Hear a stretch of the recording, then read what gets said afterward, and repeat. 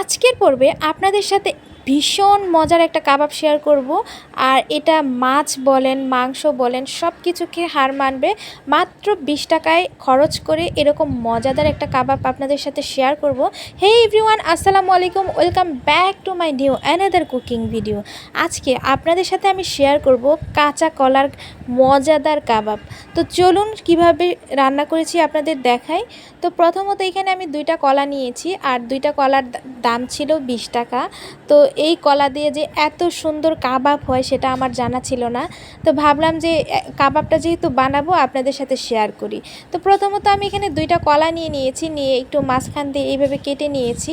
এটা এখন খুব ভালোভাবে ওয়াশ করে নিতে হবে, আর পানির মধ্যে বেশ কিছুক্ষণ একটু ভিজিয়ে রেখে দিতে হবে এটার গায়ে যে কষটা আছে সেটা ছাড়ানোর জন্য। তারপর কিছুক্ষণ পর এই কলাটা ভালোভাবে ওয়াশ করে নিব। আবারও নিয়ে নেওয়ার পরে এখানে হাঁড়িতে সেদ্ধ বসিয়ে দিয়েছি। আর এটাতে কিচ্ছু দেওয়া লাগবে না, লবণ না, কোনো কিছু না, জাস্ট একটু হলুদ দিয়ে সিদ্ধ করে নেবেন।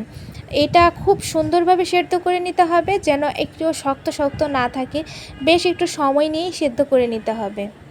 বেশ কিছুক্ষণ পর এই তো আমি ঢাকনাটা খুলে দিলাম, দেখলাম যে কলাটা একদমই সেদ্ধ হয়ে গেছে। এই পর্যায়ে আমি নামিয়ে নিয়ে ঠান্ডা করে নিয়েছি। নিয়ে নেওয়ার পর এখানে একটা বাটিতে আমি কলা নিয়েছি। আমি এখানে 4 পিস নিয়েছি, আর এত বেশি পরিমাণ লাগবে না। ভাবলাম যে দেখি বানানোর পরে কেমন লাগে। তো খুব ভালোভাবে ম্যাশ করে নিয়েছি যেন কোনো দানা না থাকে। তারপরে এখানে একটু আলু ম্যাশ করা ছিল সেটা দিয়েছি, আর একটু মসুরের ডাল সেদ্ধ করা ছিল সেটা দিয়েছি। আর অবশ্যই এখানে ইউজ করবেন বেসনটা দিলে কোটিংয়ের কাজটা অনেক ভালো হয়। তারপর একে একে পেঁয়াজ কুচি, কাঁচামরিচ কুচি, আর এখানে বাটা মশলার যেটা ব্যবহার করেছি সেটা হচ্ছে আদা, রসুন, পেঁয়াজ একসাথে ব্লেন্ড করা ছিল সেটা। তারপরে দিয়েছি একটু হলুদের গুঁড়া, মরিচের গুঁড়া, গরম মশলার গুঁড়া, ভাজা জিরার গুঁড়া, আর দিয়েছি একটু চাট মশলা। সবশেষে আমি এখানে পরিমাণ মতো লবণ দিয়েছি। দেওয়ার পর সবগুলো উপকরণ একসাথে মিক্সড করে নিতে হবে। আর এটা খুব সময় নিয়ে ধৈর্য সহকারে স্মুথ একটা মিক্সড করে নিতে হবে। তারপর এই যে হাতে তেল লাগিয়ে এখন আমি শেপ দিয়ে নিব, এটা কাবাবের মতো করে শেপ। আপনারা কিন্তু এটা দিয়ে চাইলে কোপ্তাও বানাতে পারবেন, সেটার রেসিপিটা আপনাদের সাথে পরে শেয়ার করব। আজকে আপনাদের সাথে শেয়ার করি কাবাবের টেস্টটা কেমন ছিল। তাই এই তো সবগুলো আমি এইভাবে বানিয়ে নিয়েছি। যেহেতু আমার সবগুলো এখন লাগবে না, যার কারণে আমি ফ্রোজেন করে রাখবো। তাই এখানে একটা বাটিতে কাগজ বসিয়ে নিয়েছি যাতে তুলতে অনেক সুবিধা হয়, আর কিছুটা আমি রেখে দিচ্ছি। আপনারা চাইলে কিন্তু এইভাবে কাবাব বানিয়ে অনেক দিন পর্যন্ত সংরক্ষণ করতে পারেন।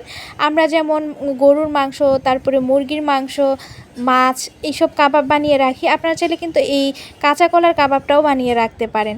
তারপর জাস্ট আমি ডুবো তেলে ভেজে নিয়েছি। আর এই কাবাবের টেস্টটা এত ভালো ছিল, মানে আমি কি বলবো, আপনারা বাসায় ট্রাই না করা পর্যন্ত বুঝতে পারবেন না। কাবাবটা আজকে ভেজে দেখাতে পারলাম না, আমি ভিডিও ক্লিপ নিয়েছিলাম, সেটা কিভাবে যেন ডিলিট হয়ে গেছে।